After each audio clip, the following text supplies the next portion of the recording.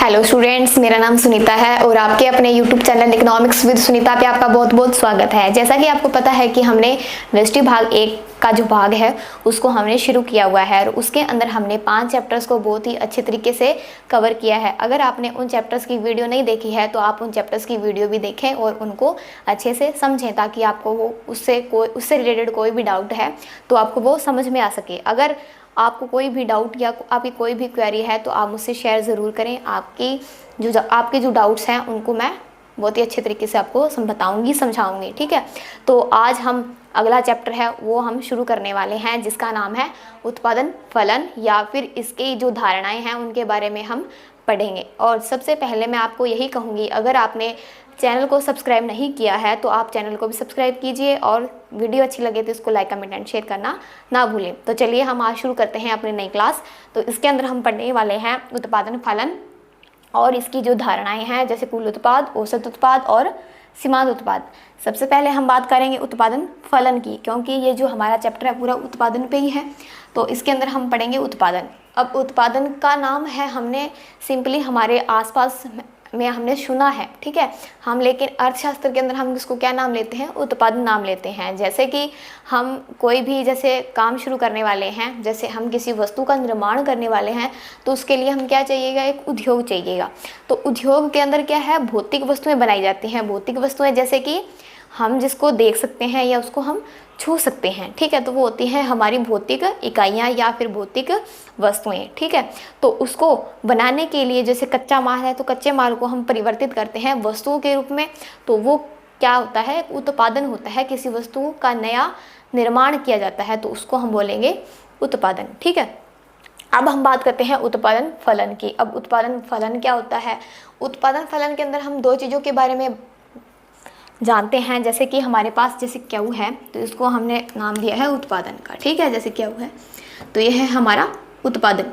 और हमने क्या लिए हैं, दो साधन लिए हैं, ठीक है, क्या लिए हैं, साधन, जैसे एल एंड के। जैसे हमारे पास क्या है, श्रम है और क्या है, पूंजी है। तो ये क्या है, हमारे दो साधन हैं। हम क्या करते हैं, जो हमारे साधन हैं और जो हमारा उत्पादन है, ठीक है, हम किसी वस्तु का उत्पादन कर रहे हैं, जैसे वस्तुओं की इकाइयाँ हैं, तो उन दोनों के बीच में कौन सा संबंध पाया जाता है उसको हम क्या बोलेंगे, फलन बोलेंगे। तो हम इसको बोल सकते हैं उत्पादन फलन। उत्पादन फलन क्या होगा, वस्तु जो साधन है हमारे वो और जो उत्पादन है या वस्तु की जो इकाइयाँ हैं उनके बीच में कौन सा संबंध पाया जाता है या उनके जो फलनात्मक या जो संबंध पाया जाता है उसको हम बोलेंगे उत्पादन फलन। ठीक है, अब हमारा जो उत्पादन फलन होता है वो दो प्रकार का होता है। कौन कौन सा होता है, दीर्घकालीन और अल्पकालीन। यह हमारा क्या है, एक समय है, ठीक है, क्या है, समय। समय, किस समय के अंदर कितना उत्पादन किया जाएगा, ठीक है, तो उसको हम बोलते हैं फलन के अंदर दीर्घकालीन फलन और अल्पकालीन फलन। हम इसको एक एक करके समझेंगे। पहले हम समझेंगे कि दीर्घकालीन क्या होता है। दीर्घकालीन के अंदर क्या होगा, ये क्या है, एक समय की लंबी अवधि होती है, जैसे 1 वर्ष से अधिक समय लगे जिसके अंदर, वो होती है दीर्घकालीन। हम इसको एक एग्जांपल से जैसे समझें कि अब देखो हम किसी वस्तु का उत्पादन कर रहे हैं, जैसे हम मशीनरी का निर्माण कर रहे हैं। अब मशीनरी का निर्माण करेंगे तो उसमें क्या है, समय ज़्यादा लगेगा।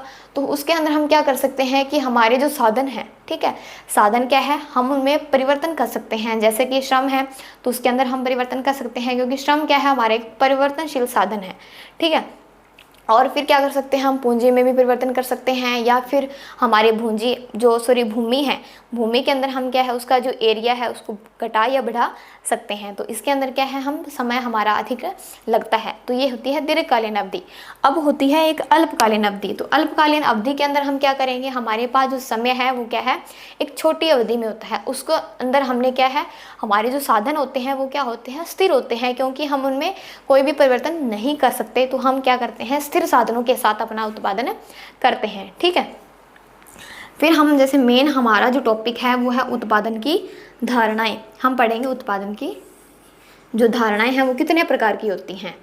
पहली होती है कुल उत्पाद, ठीक है, फिर हम बात करेंगे औसत उत्पाद की, फिर हम बात करेंगे सीमांत उत्पाद। ये हमारी 3 धारणाएं हैं उत्पादन की या उत्पाद की, ठीक है।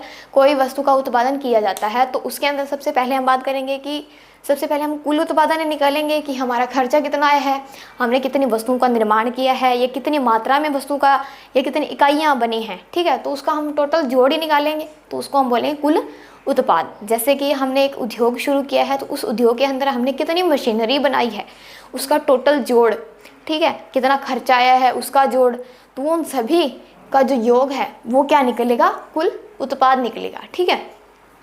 इससे औसत उत्पाद की हम बाद में बात करेंगे। सबसे पहले मैं बात करूंगी सीमांत उत्पाद की। अब अगर आपको कुल उत्पाद समझ में आ जाता है तो आप सीमांत उत्पादों को भी बहुत अच्छी तरीके से कर लेंगे। जैसे कि अब मान लो हमने एक इकाई बनाई है, ठीक है, तो इसकी एक इकाई के बाद में हम क्या करेंगे, एक दूसरी इकाई लगाएंगे, ठीक है। अब एक इकाई का या एक से अधिक इकाई का प्रयोग करने से हमारा जो कुल उत्पाद है उसमें कितना परिवर्तन आएगा, तो उसको हम बोलेंगे सीमांत उत्पाद बोलेंगे, ठीक है। जैसे कि हम मान लो हम कोई वस्तु लेके आते हैं तो हम अगर उसमें कुछ वस्तु ऐड कर देते हैं, ठीक है, तो उन दोनों के बीच में कितना अंतर आया, उसको हम बोलेंगे सीमांत उत्पाद, ठीक है।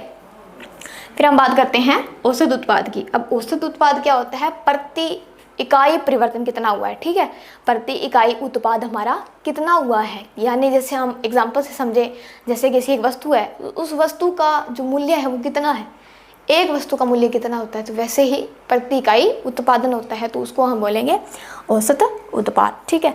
तो सबसे पहले मैं आपको यही कहूँगी कि आप जो ये दो धारणाएं हैं उत्पादन की, आप उनको अच्छे तरीके से इसकी परिभाषा के साथ इसको याद करें, ठीक है।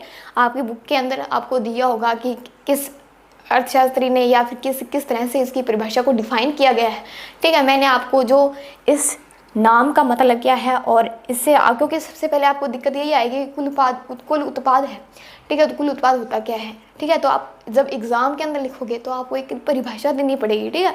तो आप उस परिभाषा को अच्छे से याद करें, क्योंकि आपको अगर मीनिंग ही नहीं पता होगा तो आप परिभाषा कैसे लिखेंगे, ठीक है।